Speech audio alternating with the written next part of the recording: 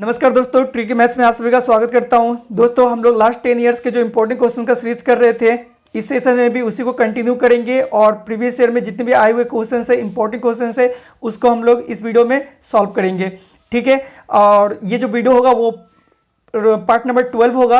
11 तक मैंने already complete करा रखा है, जो आप डिस्क्रिप्शन से या फिर प्ले लिस्ट मैंने बना दिया है रेलवे गणित करके, वहाँ से आप देख सकते हैं। ठीक है, चलिए देखते हैं इस वीडियो में हमारा पहला क्वेश्चन क्या है।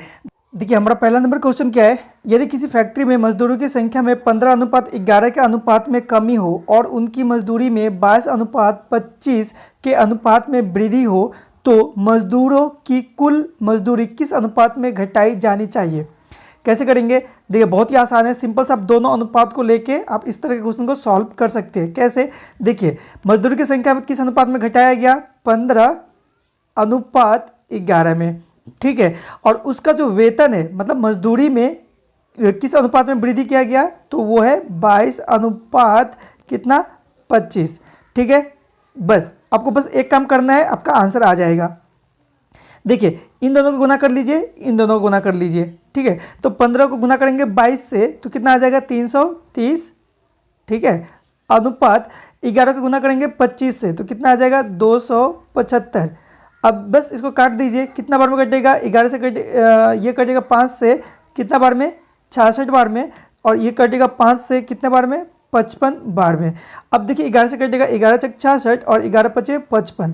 ठीक है, तो क्या नया अनुपात क्या बनेगा? 6:5। क्या बनेगा? 6:5। यही हो जाएगा आपका राइट आंसर। किस ऑप्शन में? ऑप्शन नंबर ए में है, ये होगा आपका राइट आंसर। ठीक है, चलिए देखते हैं हमारा पहला नंबर क्वेश्चन कंप्लीट हुआ। देखते दूसरा नंबर क्वेश्चन क्या है।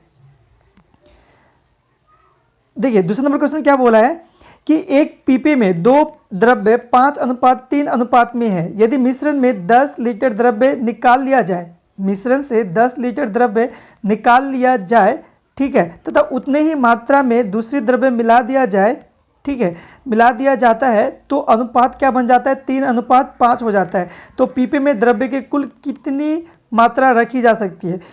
इस तरह का क्वेश्चन बहुत बार आया हुआ है। ठीक है, लेकिन इसको करना भी उतना ही आसान भी है। देखिए कैसे, आपको जो पहला अनुपात दिया गया है ना, उस द्रव्य में जो अनुपात है कितना? 5:3 है। एक पीपे में 2 प्रकार का द्रव्य है, उसका अनुपात क्या है? 5:3 है। ठीक है, उससे कितना निकाल लिया जाता है लीटर द्रव्य? 10 लीटर निकाल दिया जाता है। 10 लीटर निकाल लिया जाता है। बस इन्हीं दो को लेके आप इस तरह के क्वेश्चन को सॉल्व कर सकते हैं, इसका कोई काम ही नहीं है। ठीक है, देखिए कैसे, पहला जो अनुपात दिया हुआ है ना, पहले जो अनुपात दिया हुआ है, इन दोनों को जोड़ के उसका स्क्वायर कर लीजिए। मतलब 5 + 3 का स्क्वायर कर लीजिए बट्टा, ठीक है, अब अलग अलग स्क्वायर कीजिए और एक दूसरे को घटा लीजिए। मतलब 5 का स्क्वायर माइनस 3 का स्क्वायर। ठीक है, और अब इधर गुना करेंगे आप किससे? जो टोटल जो द्रव्य निकाल लिया जाता है, जिस मात्रा में द्रव्य निकाल लिया जाता है, कितना निकाला जा रहा है यहाँ पे? 10। ठीक है, बस आपका आंसर लगभग आ चुका। तो अब बोलिए, यहाँ पे 5 और 3 को जोड़ेंगे कितना हो जाएगा? 8। 8 का स्क्वायर 64 बट्टा, देखिए 5 का स्क्वायर 25, 3 का स्क्वायर 9, 25 से 9 घटेगा कितना? 16, और गुना में ये 10। 16 से 64 कितने बार में कटेगा? 4 बार में। कितने बार में? 4 बार में। 4 से गुना कीजिए कितने को? 10 को, कितना आ जाएगा? 40। यही हो गया आपका फाइनल आंसर। मतलब क्या हो जाएगा? कुल उस द्रव्य में, मतलब उस पीपे में कुल द्रव्य कितना रखा जा सकता है? तो 40 लीटर। ठीक है, ये हो जाएगा आपका फाइनल आंसर। चलिए देखते हैं नेक्स्ट क्वेश्चन क्या है। हमारा अगला क्वेश्चन क्या है कि किसी थैले में 50 रुपये, 20 रुपये तथा 5 रुपये के नोटों की संख्या का अनुपात 4:5:6 है। यदि इस थैले में कुल कितना? 3,300 रुपये हो, तो उसमें 50 रुपये, 20 रुपये तथा 5 रुपये के नोटों की संख्या क्या होगी? कैसे करना है? देखिए, बहुत ही ज़्यादा आसान है। अब क्या करेंगे? सिंपल सा एक ट्रिक लगाएंगे। वो क्या है? देखिए, टोटल कितना दिया हुआ है? टोटल कितना दिया हुआ है? 3,300। बस आप उसको लिख लीजिए 3,300, जो टोटल रुपए दिया हुआ है उसको ऊपर लिख लीजिए। अब देखिए, हर एक का अनुपात दिया हुआ है। 50 रुपये का अनुपात कितना? 4, तो आप गुना कर लीजिए 50 गुना 4। ठीक है, प्लस 20 रुपये का अनुपात क्या है? 5, तो लिख लीजिए 20 गुना 5। आगे उसी तरह से 5 रुपये का नोटों की संख्या कितना दिया हुआ है? 5 गुना 6। ठीक है, हो गया। बस अब देखिए कि आपसे निकालने क्या बोला है। आपसे चूंकि यहाँ पे 50 रुपये, 20 रुपये और 5 रुपये तीनों नोटों का संख्या निकालने के लिए बोला है, कोई बात नहीं, आप सभी का निकाल सकते हैं। तो आप क्या करेंगे, एक एक करके निकालिए। 50 रुपये का नोटों की संख्या पहले निकाल लीजिए। तो क्या करेंगे, 50 रुपये का नोटों की संख्या का अनुपात क्या है, 4, तो गुना में 4। उसी तरह से अगर 20 रुपये का बोलता है तो 20 का अनुपात क्या है, 5, तो यहाँ पर 5 लिखते हैं। अगर 5 का निकालने बोलता है तो क्या करते हैं हम, उसका अनुपात क्या है, 6, तो यहाँ पर लिखते हैं 6। बस इसको सॉल्व कर लीजिए तो क्या हो जाएगा, देखिए ऊपर हो जाएगा 3300 बट्टा में क्या हो जाएगा, देखिए 20 गुना 4 गुना 50 कितना हो जाएगा, 200, 20 गुना 5 100 कितना हो गया, 300, और इधर 5 30 कितना हो गया, 330। यहाँ पर लिख लीजिए 330 गुना में 4। आगे सॉल्व कीजिए तो 0 से 0 कैंसिल, 33 से कटेगा, ये कितने बार में, 10 बार में, 10 गुना 4 कितना हो गया, ये 4 और गुना 10 क्या हो जाएगा, 40। मतलब 50 रुपये जो है उसके नोटों की संख्या क्या हो जाएगा, 40। इसी तरह से आप 20 रुपये, 5 रुपये का भी निकाल सकते हैं। ठीक है, चलिए मैं इसका आंसर टिक नहीं करता हूँ, ठीक है, ये आपके लिए छोड़ देता हूँ। आप बताएंगे कि इसका एग्जैक्टली आंसर कौन सा होगा। मैं जिस तरह से ये निकाल के दिखाया 50 रुपये का नोटों का संख्या जो कि आया 40, सेम टू सेम आप ऐसे ही करके 20 रुपये और 5 रुपये का भी निकाल सकते हैं। आप निकालिए और इसका आंसर कॉमेंट कीजिए। ठीक है, चलिए देखते हैं नेक्स्ट क्वेश्चन क्या है। देखिए अगला क्वेश्चन क्या है, 3 कक्षाओं में विद्यार्थियों की संख्या का अनुपात 2:3:4 है। यदि प्रत्येक कक्षा में 12 विद्यार्थी बढ़ा दिए जाए तो अनुपात नया बन के क्या आ जाता है, 8:11:14। ठीक है, तो पहले तीनों कक्षा में मिला के कुल कितने विद्यार्थी थे। देखिए बहुत ही ज़्यादा सिंपल सा कॉन्सेप्ट से आप इसको कर सकते हैं। वो क्या है कि देखिए पहले तो 2 क्लास का अनुपात देख लीजिए। वैसे देखिए तीनों का दिया हुआ है, क्या दिया हुआ है, 2, तो मान लेते हैं 2x, दूसरा का क्या है 3, यानी मान लेते हैं 3x, और जो तीसरा है उसका कितना है 4, यानी मान लेते हैं इसको 4x। ठीक है, अब देखिए, अब अकॉर्डिंग टू क्वेश्चन चलते हैं, सिर्फ 2 को लेकर चलेंगे पहले। ठीक है, तो यहाँ पे क्या हो जाएगा, 2x/3x लिख सकते हैं, हाँ क्योंकि अनुपात में है। अब देखिए 12 बढ़ा दिया जा रहा है हर एक क्लास में, तो पहला क्लास में बढ़ाएगा, दूसरा में भी इसी तरह से 12 बढ़ा दिया, तो जैसे बढ़ाएगा तो एक नया अनुपात आएगा। तो आप सिर्फ 2 का ले लीजिए, तो वो क्या हो जाएगा 8:11, मतलब 8/11 लिख सकते हैं। अब इसको जैसे आप क्रॉस मल्टीप्लाई करके इसको सॉल्व करेंगे तो एग्जैक्टली जो x का वैल्यू आएगा वो आएगा 18। कितना आएगा, 18। ठीक है, बस अब x का वैल्यू आप रख दीजिए, आपका आंसर आ जाएगा कि टोटल पहले उस क्लास पूरा कक्षाओं में तीनों कक्षाओं में कितना स्टूडेंट था। तो देखिए 2x यानी 18 दुगुने 36, इस तरह से 2x था ना, तो 2 गुना 18 प्लस 3x यानी 3 गुना 18 प्लस फिर 4x यानी 4 गुना 18। ठीक है, तो कितना हो जाएगा, 18 दुगुनी 36। ठीक है, 36 और 18 54, और प्लस इधर कितना हो जाएगा 18 चौक 72, यानी सबको जोड़ेंगे तो कितना हो जाएगा 162। ये हो जाएगा आपका राइट आंसर। ठीक है, आई होप आपको समझ में आया होगा। चलिए देखते हैं नेक्स्ट क्वेश्चन हमारा क्या पूछा है। देखिए अगला क्वेश्चन क्या बोला है कि ए तथा बी की वार्षिक आय का अनुपात 4:3 है तथा उनकी वार्षिक व्यय का अनुपात कितना 3:2 है। यदि वर्ष के अंत में उनमें से प्रत्येक 6,000 रुपये की बचत करे तो ए की वार्षिक आय क्या है। देखिए एक कॉन्सेप्ट सिंपल आप लगा सकते हो, वो क्या है कि हमको पता है जो इनकम है उससे अगर हम एक्सपेंडिचर मतलब उसका व्यय को घटाएंगे तो क्या बचेगा, सेविंग। बस तो मान लेते हैं कि ए का पूछा ना आपसे, तो मान लेते हैं ए का जो वार्षिक आय है वो क्या है 4x। ठीक है, ये अनुपात से निकाल सकते हैं, माइनस उसका एक्सपेंडिचर क्या है 3:2, मतलब 3 है तो क्या बोलेंगे 3x। ठीक है, तो बराबर में एक्सपेंडिचर बराबर में क्या हो जाएगा सेविंग कितना है, देखिए 6,000 रुपये।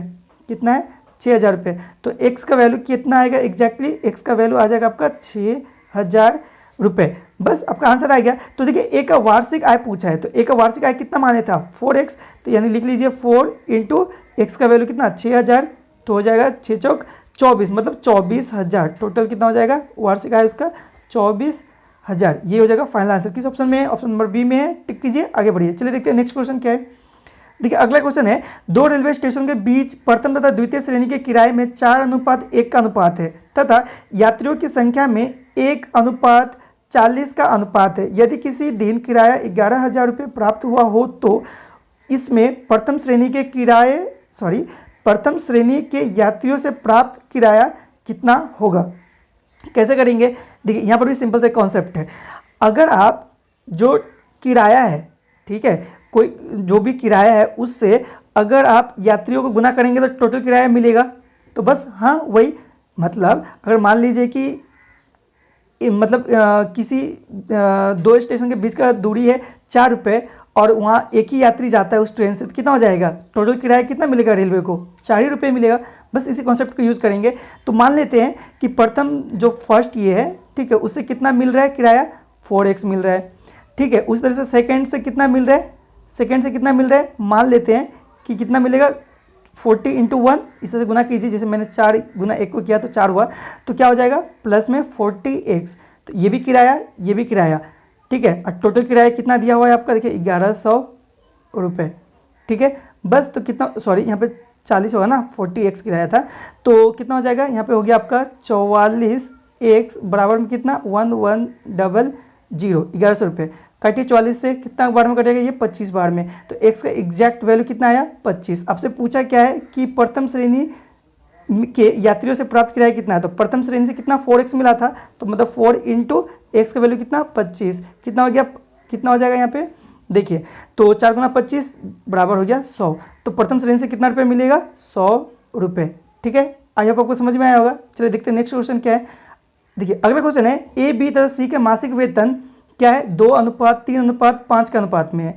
यदि सी का मासिक वेतन ए के मासिक वेतन से 12,000 रुपये क्या है, अधिक है, यही काम करेगा, इस क्वेश्चन का की पॉइंट है दोस्तों, ठीक है।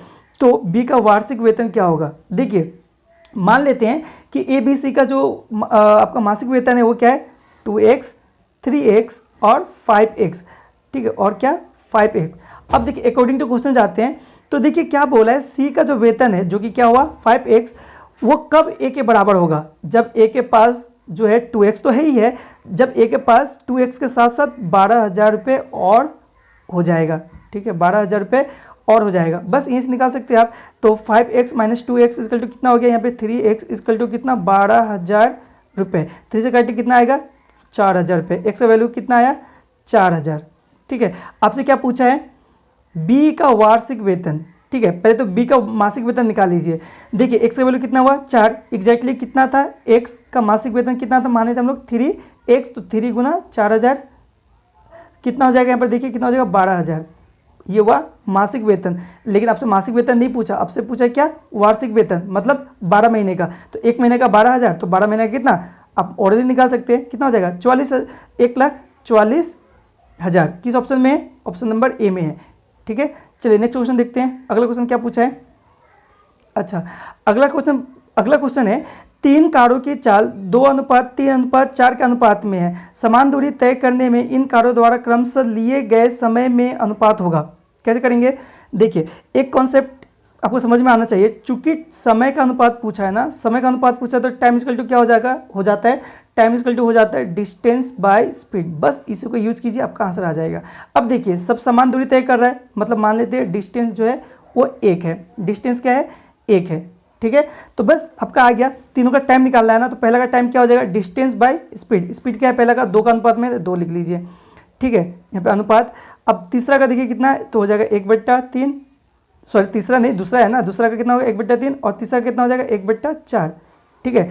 बस अब निकालिए इसका अनुपात एग्जैक्टली क्या हो जाएगा, तो यहाँ पर एलसीएम आ जाएगा 12, तो यहाँ पर आ जाएगा 3 × 12 अनुपात, यहाँ पर कितना आ जाएगा 3 × 12 अनुपात, और यहाँ पर कितना आ जाएगा मैं इसको ठीक कर देता हूँ, ठीक है, अनुपात, और 4 किया 12, ठीक है। तो कितना आ गया देखिए 6:4:3, किस ऑप्शन में है, ऑप्शन नंबर ए में है। यही हो जाएगा उनके समय का अनुपात, टाइम का अनुपात, ठीक है। तो दोस्तों इस वीडियो में बस इतना ही। ये क्वेश्चंस आपको कैसे लगे, साथ ही साथ सॉल्यूशंस कैसे लगे, आप जरूर कमेंट बॉक्स में लिखिए, और साथ ही साथ चैनल को सब्सक्राइब करके रखिए, जिससे क्या होगा कि मैं हर रोज इस तरह का वीडियो अपलोड करता हूँ, जो कि आपके एग्जाम के लिए, आपके प्रिपरेशन के लिए, ठीक है, मैथ्स का जो प्रिपरेशन मेनली है उसके लिए बहुत ही ज़्यादा फायदेमंद होंगे, ठीक है। चलिए नेक्स्ट वीडियो में मिलते हैं, तब तक के लिए थैंक यू, पढ़ते रहिए, सीखते रहिए।